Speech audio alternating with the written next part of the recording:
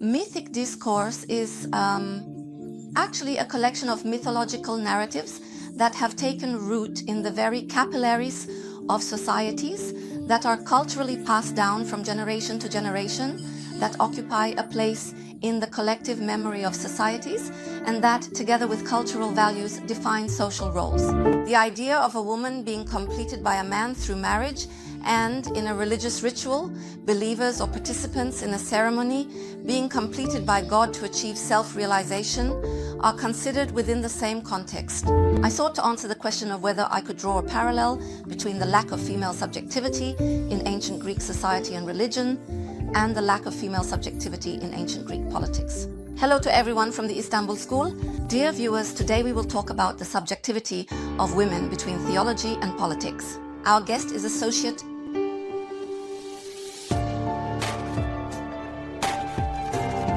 Professor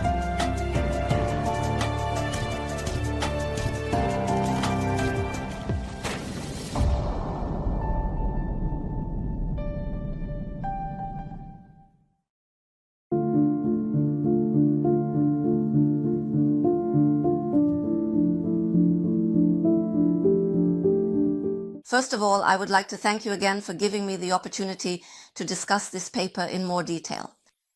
Now, perhaps it's necessary to start by elaborating a bit on the term mythic discourse.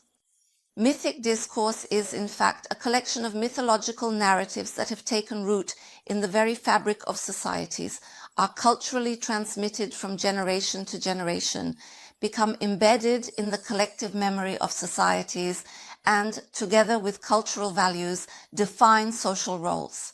And when we talk about mythic discourse, in fact, we are also faced with a situation that varies from society to society. However, even though each society possesses its own unique set of mythological narratives, it is possible to say that this mythic discourse matures and develops among different societies and cultures, and that these mythological narratives influence one another across different societies. In this case, what we have before us is a whole set of narratives that reveal themselves in poems, songs, rhymes, proverbs, and in places in daily life where we are often unaware of them. Narratives that, most of the time, do not overtly declare their presence, but subtly shape and determine our behaviors, our gender roles, our roles as women and men. Sometimes this has a structure that is transmitted orally, and sometimes even without being conveyed verbally or having an oral form. It is a situation we learn simply by observing a behavior over and over again, especially when it comes to mythic discourse. What we now call tradition, or what we refer to as what will people say, actually seems to be the very essence of mythic discourse. Yes, exactly. So there are elements that transmit this mythic discourse, just like the elements that transmit mythological stories. Stories told and passed down by grandmothers and grandfathers to their children, and grandchildren are a part of this. But after a while, these stories or these narratives start to become the way of life for the society, and this way of life begins to influence and shape us more than many other things. What will those people say? Or living according to someone else in society, taking their value judgments into account. Because since that person also acts within the same mythical discourse, the mythical discourse becomes a very powerful motif that determines all of our behaviors, both individually and as a society. The social rules here can also be perceived as religious laws. You have a very fundamental question, which is also mentioned in the text. How can a woman who is not a subject before God become a subject before society? That is the question you are asking. How do you evaluate this question in the context of your text? How should we understand it? Let me put it this way. As I mentioned at the beginning of my talk, mythical discourse is a structure that moves through the capillaries of society, so to speak. For example, when it comes to a verse or a hadith, this is something more explicit. For instance, you can say to someone, it is mentioned like this in such and such verse, or it is stated like this in such and such hadith. This is clear. Although mythical discourse actually operates with a religious reference, it may have drifted away from the religious text it refers to or takes as a reference. It may also have become mixed with or shaped by other mythological narratives. For example, a religious tradition that has developed under the influence of a verse or a hadith may have been influenced by the mythological narrative of another religious tradition and shaped by it. An ordinary person living within this mythological narrative, within this mythical discourse, most likely does not know the origins of the mythical discourse or the mythological narrative they are immersed in. In other words, a person lives a life, continues their existence within a certain set of social codes. The codes of masculinity and femininity are shaped based on this. But the person may not know the source of this. The sample I examined in the text, this is a very broad topic. Mythical discourse manifests itself in different ways in every society. Here I actually address this topic through the mythical discourse produced in ancient Greece. I tried to follow the mythical discourse produced in ancient Greece by selecting 2 tragedies as examples and analyzing them. My question here was this. One of these tragedies is the Bacchae and the other is Antigone. The Bacchae was a text that I examined by focusing more on ancient Greek theology. In Antigone, on the other hand, I focused more on the political structure of ancient Greece. I sought to answer the question of whether, based on these 2 tragedies, I could draw a parallel between the lack of female subjectivity in ancient Greek religion and the lack of female subjectivity in ancient Greek politics. What guided me here was this. Women are not very central in ancient Greek religion. In fact, they are not very central in society either. The social structure of ancient Greece sees the woman's place primarily as the home, as being within the household. Women were pushed more into the sphere of raising children at home, and their roles were limited to that area. Even though it is not forbidden for women to participate in religious rituals that are accepted in society, and even though they can take part in these rituals, they are not in a central role. They are more in the background. They participate as little as possible and then return to their domestic roles again. This is their role in a religious sense, that is, the non-subject, more background role assigned to women by ancient Greek religion. Secondly, in the political sphere of ancient Greece, women were also unable to vote, unable to make themselves visible in the political arena. In other words, they were like domestic citizens, so to speak. They have a structure, a situation, a position where they are not fully recognized as citizens either, and these 2 aspects reinforce each other within society. In the Bacchae tragedy, this is presented to us through several different lines. In the Bacchae tragedy, we see that women who are not fully permitted to participate in the public rituals open to everyone in society and cannot make themselves visible there, secretly worship the god Dionysus in the mountains away from the city, and in doing so create a new space for themselves, a space for worship. In other words, we see that women who are not recognized as subjects in religious rituals within society are able to develop a space of worship for themselves where they can become subjects. This actually... She is seeking an alternative path of her own. Exactly. We see that they are searching for an alternative religious path for themselves.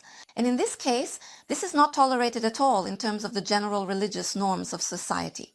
It is said that women have acquired new gods for themselves, that they have developed a newly emerged path, and this is in no way approved.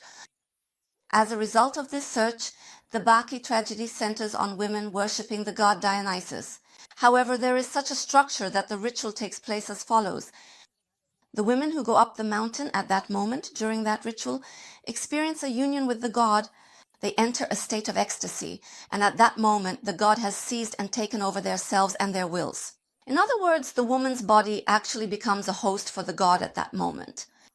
In fact, even though it may seem as if the woman is the one acting, at that moment it is actually the god who is performing the act. In other words, the agent and the subject. She ceases to be a woman and becomes the god. Here it appears as if the god is carrying out his will through the woman's hand. Yep. When the woman's will and desire are ignored. That's the picture we see. At that moment, in other words, at the very instant when that divine and human union takes place, just as you described, the intention that God wishes to fulfill, the act he wants to realize, is carried out through the woman's hand, and the woman ceases to be the agent and subject of the act she performs. In the Bacchae tragedy, the woman there, even though she kills her own son at that moment, committing a brutal murder, she is not even aware of what she is doing at that instant. So he is not aware that the person he killed is his son. She does it thinking she is hunting a wild animal. So this is a complete loss of subjectivity and agency.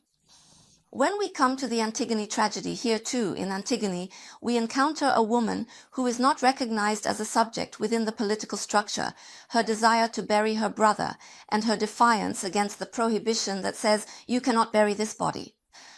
Here too, we see a woman's effort to become a political subject by defying the societal prohibition against burying the body alone, a right not granted to her. However, this effort to become a political subject in Antigone is not independent from theology. Because in ancient Greek society and religion, it was forbidden for a woman to bury a body on her own. So this is not just a political prohibition, but also a theological one.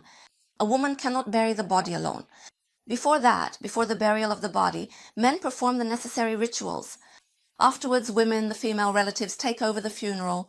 For a woman to take on this duty alone, to be the one who carries out the burial, to be the agent in this act, was not possible either theologically or as a result of that theology in the political structure shaped by it. In fact, Antigone, who tries to do this, ends up paying for it with her life. In this case, we are faced with the following situation. In ancient Greece, well, the theological structure and the political structure developed in a way that they reinforced each other. The fact that women were not agents or actors and could not play a leading role in social life appears both in the theological sphere and in the political sphere that developed under the influence of that theology. We can say that this is what we see. Professor, can we trace this mythical discourse that does not recognize women as subjects in Christian theology as well? How can we do this? What do you think is the method? Of course. Now, the most important feature of mythical discourse here is that it is passed down from generation to generation, handed over from one cohort to the next, and becomes so deeply rooted in society that it is almost impossible to erase.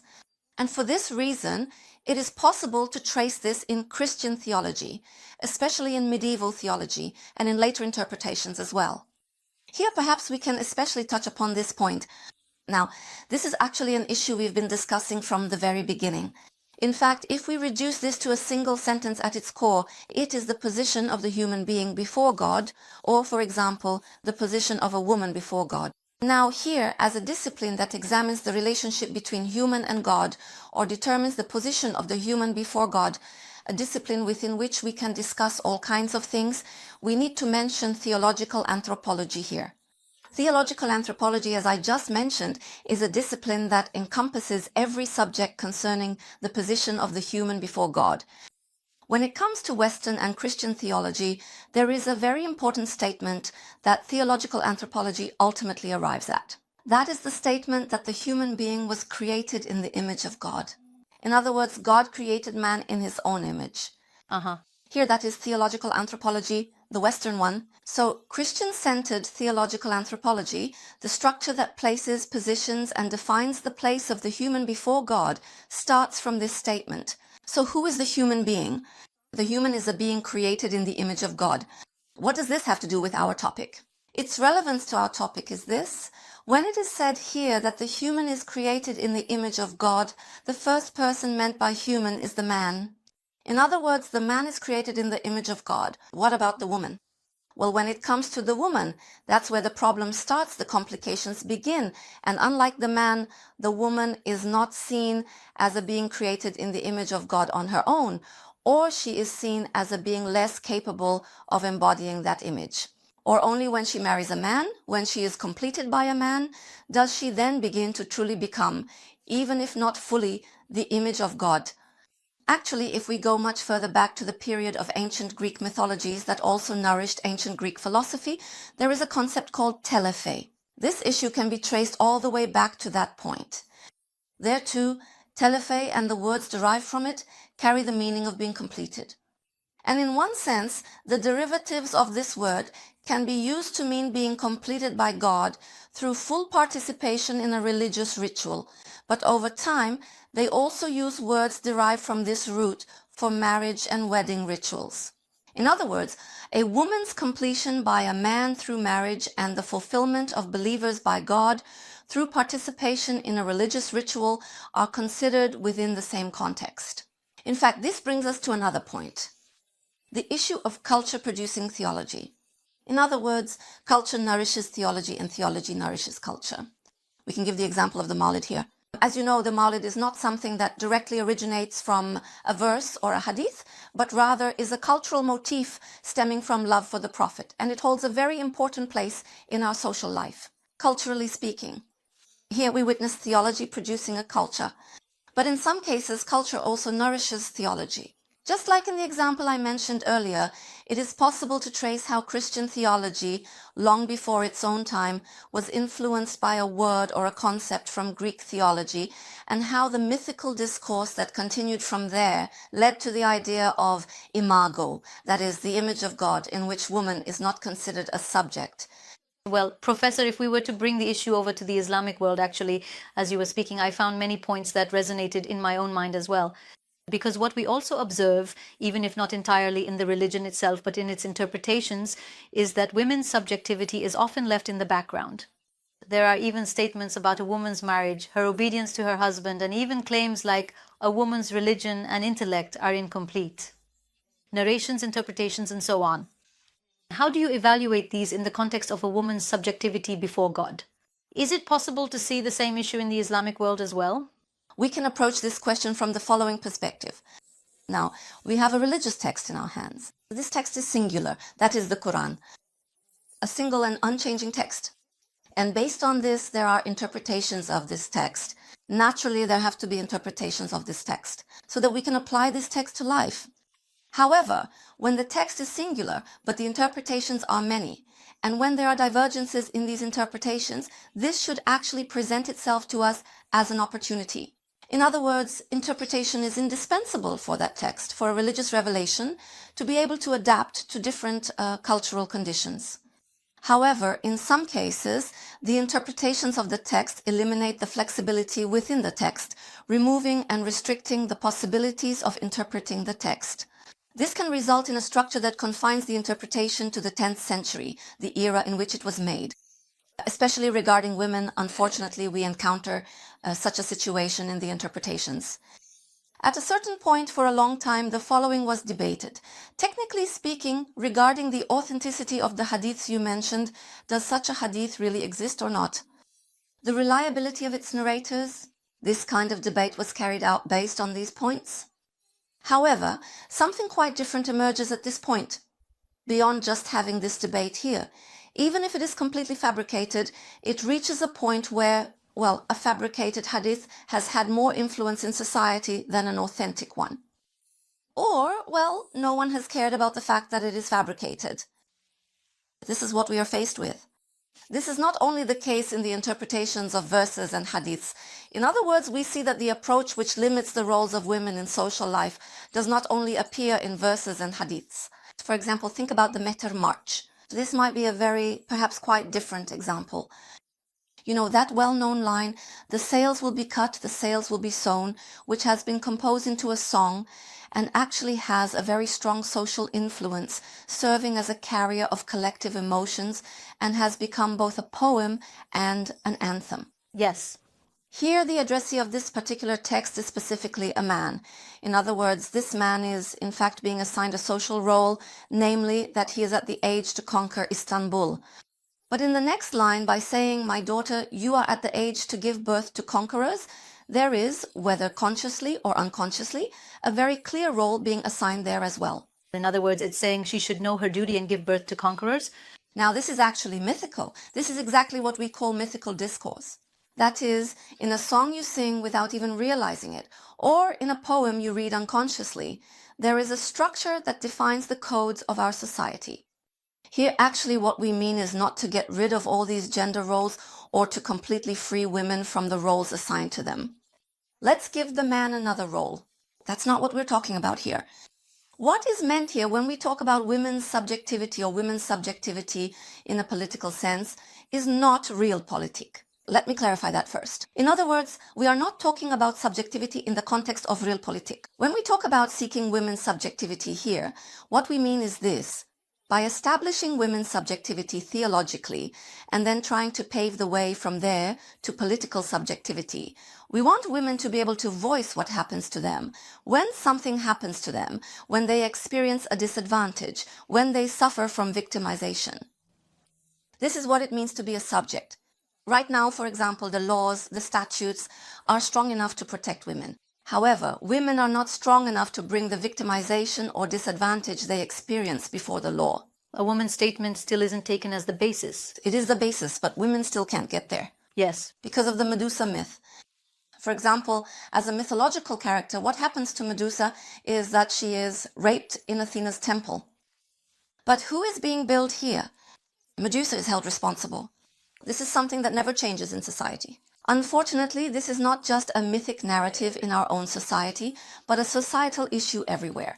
In other words, this process works the same way in different societies as well. When a woman faces any kind of problem, she can't speak up about it or seek justice for herself. She can't reach the point where she stands before the law that should support her and demands her rights. Here, it's that whole "what will people say" issue.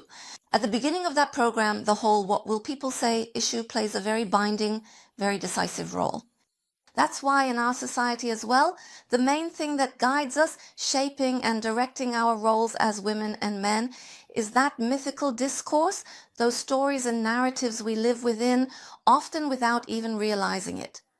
All of these, from the theological notion that a woman cannot be a subject to her not being accepted as a subject and agent in society, construct a path leading to that outcome. And as you can imagine, this construction does not happen in a single day. We're actually talking about a very deep-rooted issue. We're talking about a very deep-rooted issue. We're talking about a path that has been woven and continued over generations.